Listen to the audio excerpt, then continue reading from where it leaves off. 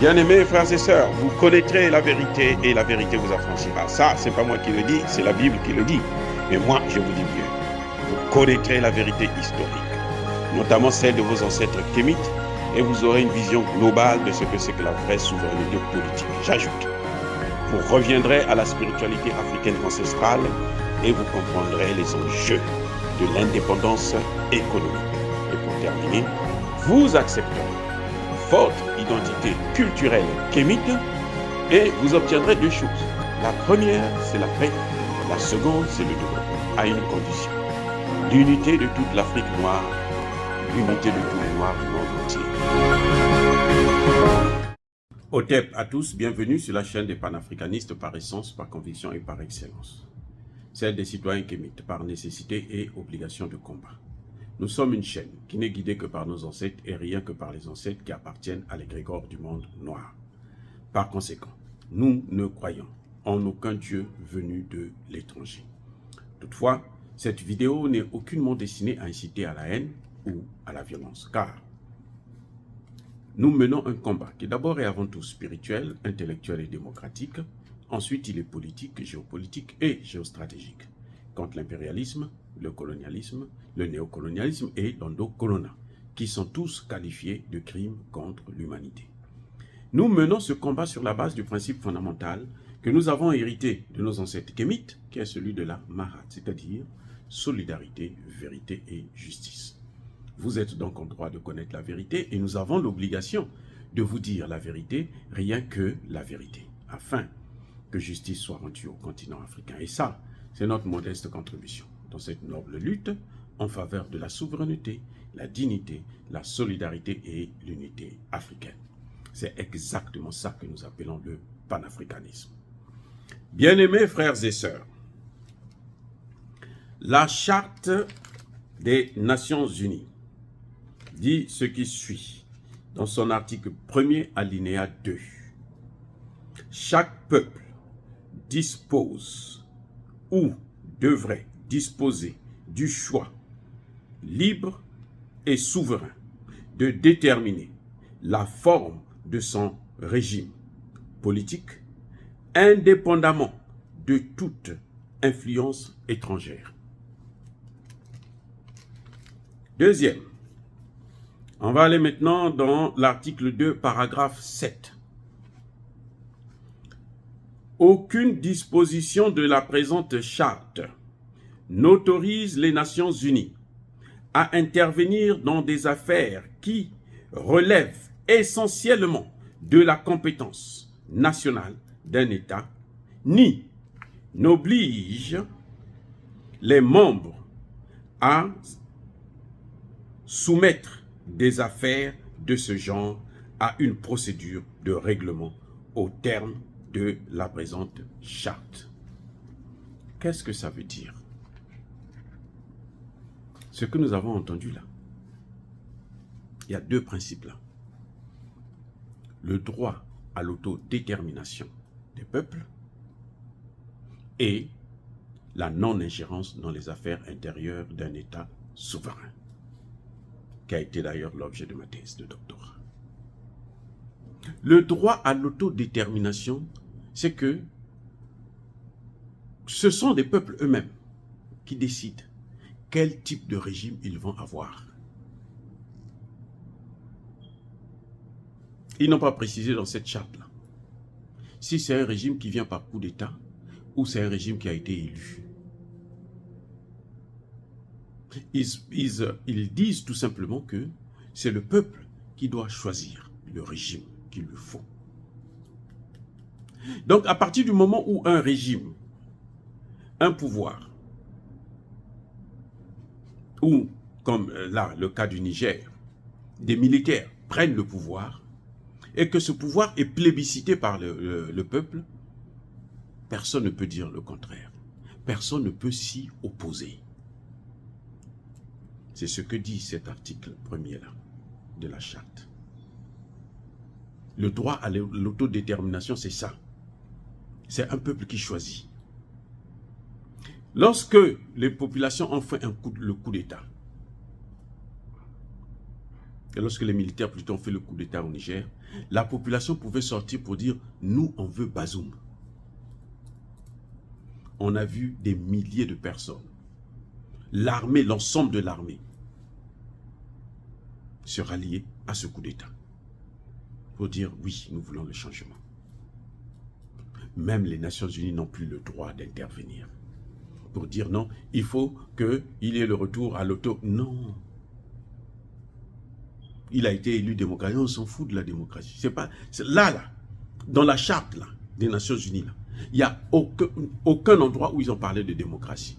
La charte de 45, pas les autres qu'ils ajoutent là pour modifier, tout faire ce qu'ils veulent. La charte elle-même de 45, elle interdit ça.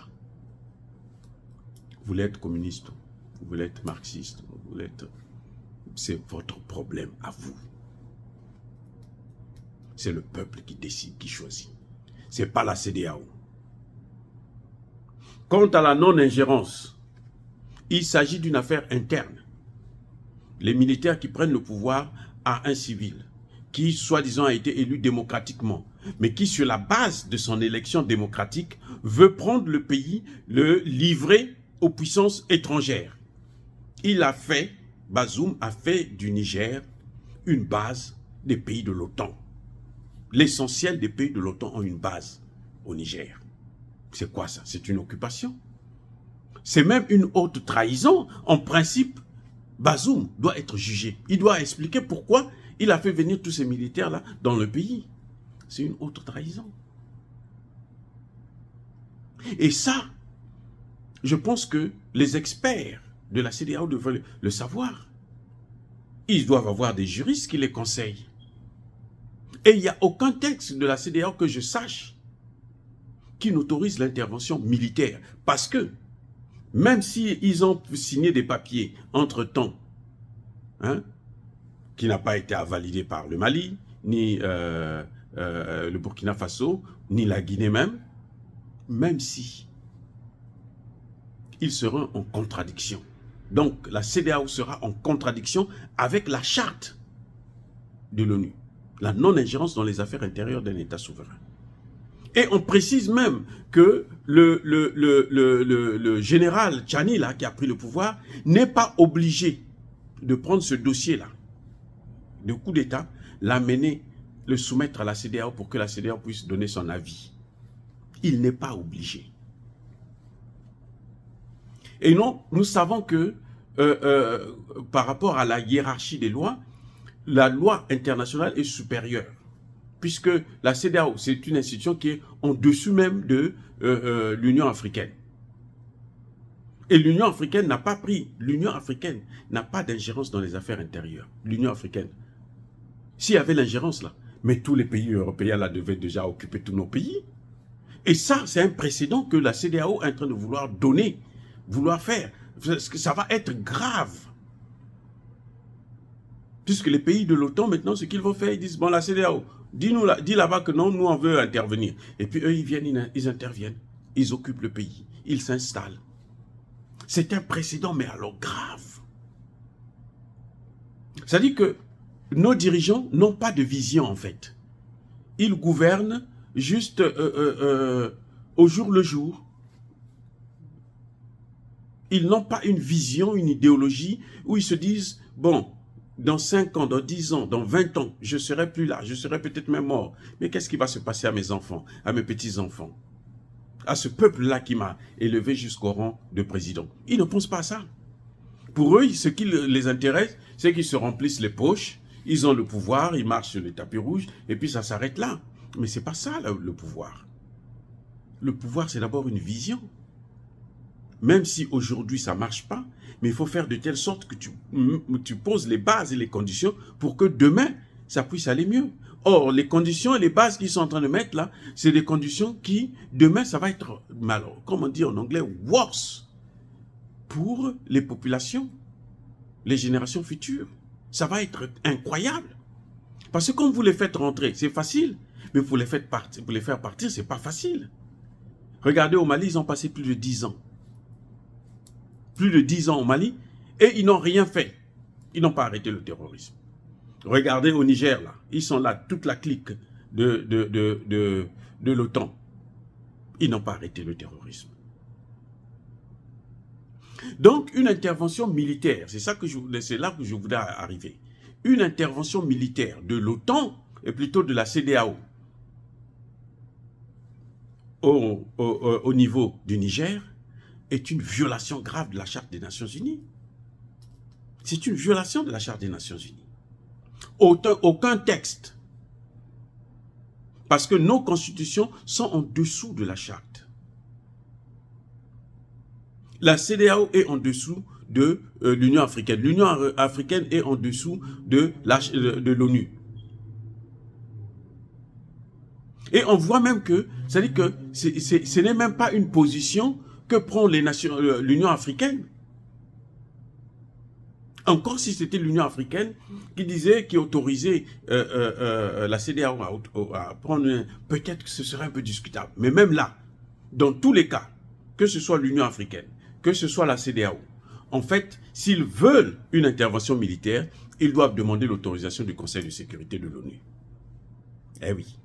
Sans la décision du Conseil de sécurité de l'ONU qui autorise une intervention militaire, il y a donc violation de la Charte des Nations Unies.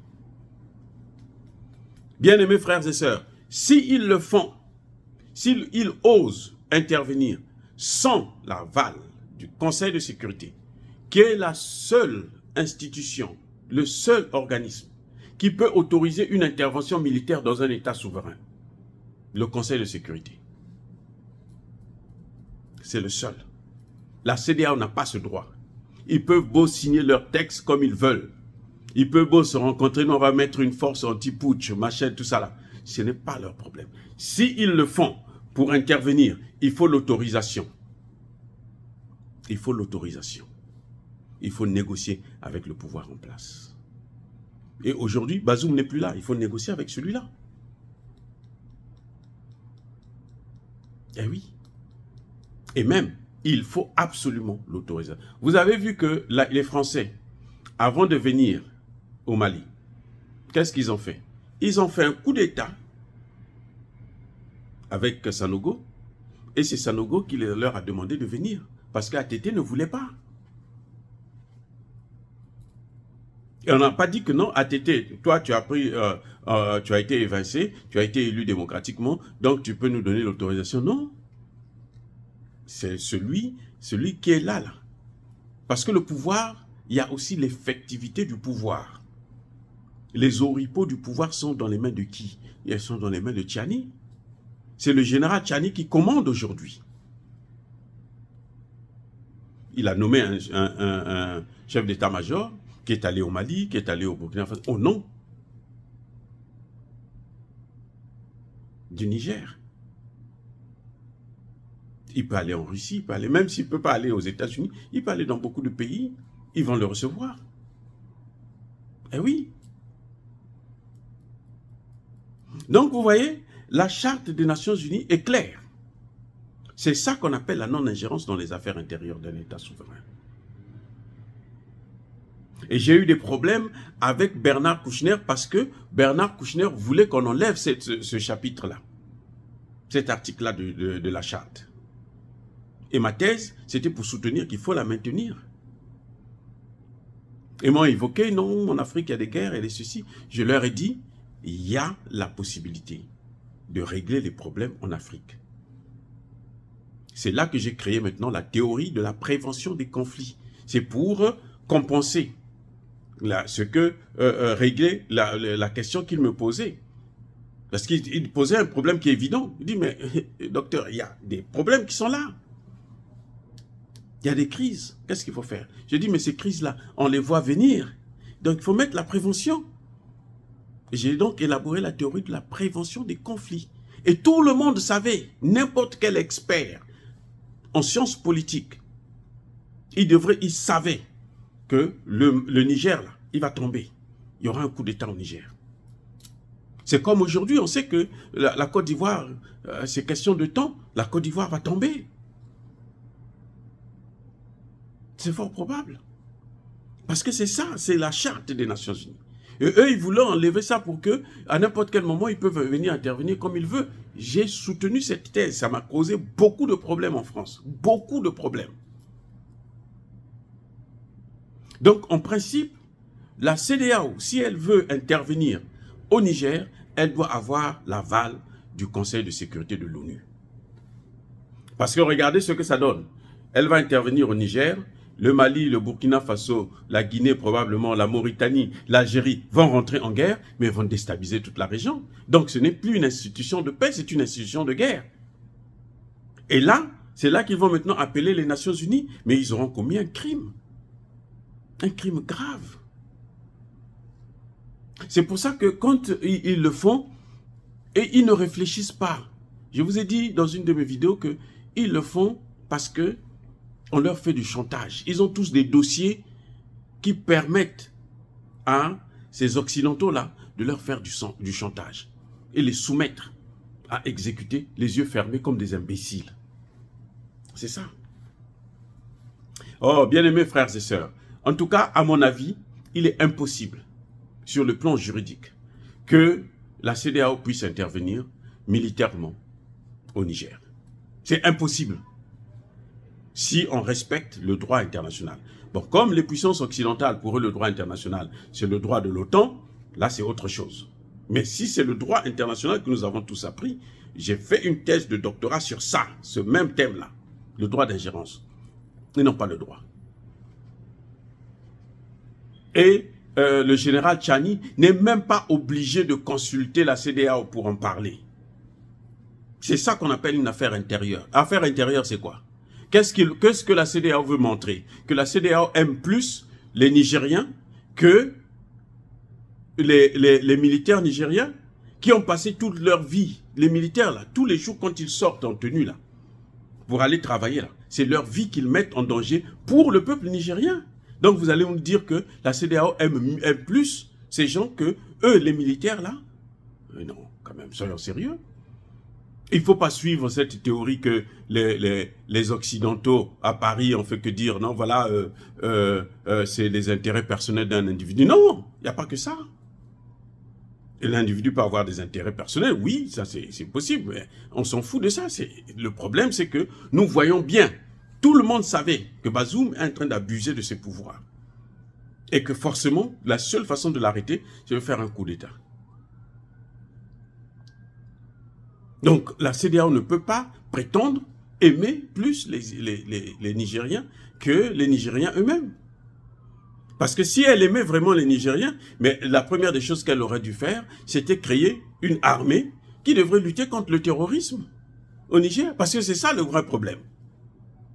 Les Français et les Américains sont là pour entretenir justement ce terrorisme et faire en sorte que leur présence puisse être indispensable. Et ces militaires-là ont l'intention d'arrêter ça. En commençant d'abord par faire partir les Français, et après on va s'occuper des Américains. Les Américains ne sont pas chez eux. Ici aux États-Unis, là, personne ne sait, je dis bien, personne ne sait que les États-Unis ont 4 bases militaires au Niger. Personne ne sait. Vous n'allez pas voir ça dans les journaux, ici aux États-Unis. Vous n'allez pas jamais entendre parler de ça sur CNN. Même le coup d'État, là, on sait qu'il y a un coup d'État, ça ils vont dire que non, il y a un président qui a été destitué. On met une phrase comme ça et puis c'est tout. Ils ne vont pas vous dire que non, l'Amérique, ils ont tant de bases, ils ont ceci, ils ont cela. Non. Ceux qui savent ça, ce sont les hommes politiques qui le savent. Mais ils ne font pas la publicité de ça. Le jour que les Américains vont le savoir, on va se demander, mais attendez, qu'est-ce que vous allez faire là-bas? Non, nous sommes partis pour la lutte contre le terrorisme. Oh, vous avez fini, mais qui a détruit la Libye? Quand on leur pose la question, qui a détruit la Libye? S'ils essaient de creuser, on va trouver. Et c'est pas bon pour le président actuel. C'est pas bon pour lui. Si les gens sont informés de cette situation, mais ils seront malheureux. Ils vont dire que mais c'est pas possible, ça c'est des voyous. Donc ils prennent toutes les précautions pour que le moindre de gens possible puisse savoir ce qui est en train de se passer. Parce que c'est complètement hors la loi. Même la Constitution américaine n'autorise pas qu'on puisse envoyer des armées partout comme ça dans le monde, comme si on était les gendarmes du monde, alors qu'eux-mêmes ici, ils ont des problèmes maintenant avec l'inflation et autres qui sévit. Voilà, bien aimés frères et sœurs, dire cela c'est inciter à la haine ou à la violence, non. Il n'y a pas colère, il y a malheur. Encore une fois, soyez bénis, je persiste et je signe. Soyez abondamment bénis par le Dieu des Kémites. Mais que tous ceux qui persécutent le continent africain le pillent et le déstabilisent, qu'ils soient noirs, blancs, chinois, arabes, indiens, qui qu'ils soient maudits, punis, foudroyés, neutralisés, effacés, écrasés par ce Dieu des Kémites et par nos ancêtres angélisés. Vive l'Afrique éternelle, j'ai dit et j'assume.